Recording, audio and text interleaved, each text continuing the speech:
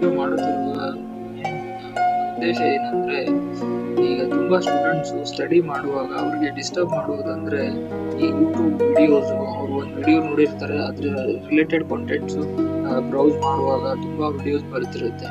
ಅದನ್ನ ಯೂಟ್ಯೂಬ್ ಅಲ್ಲಿ ಒಂದು ಸೆಟ್ಟಿಂಗ್ ಇದೆ, ಅದರಿಂದ ನೀವು ಆಫ್ ಮಾಡಬಹುದು. ನೀವು ಯಾವ ಸಬ್ಸ್ಕ್ರೈಬ್ ಮಾಡಿದ್ರೆ ಅಷ್ಟೇ ಚಾನಲ್ಸ್ ವಿಡಿಯೋಸ್ ನಿಮಗೆ ರೆಕಮೆಂಡ್ ಮಾಡುತ್ತೆ ಯೂಟ್ಯೂಬ್. ಆ ಸೆಟ್ಟಿಂಗ್ ಎಲ್ಲಿದೆ ಅಂದ್ರೆ ಮ್ಯಾನೇಜ್ ಆಲ್ ಹಿಸ್ಟ್ರಿಯಲ್ಲಿ ಹೋಗಿ ಈ ಕಂಟ್ರೋಲ್ಸ್ ಅಲ್ಲಿ ಬಂದು ಇದರಲ್ಲಿ ಯೂಟ್ಯೂಬ್ ಹಿಸ್ಟ್ರಿ ಅಂತ ಇರುತ್ತೆ.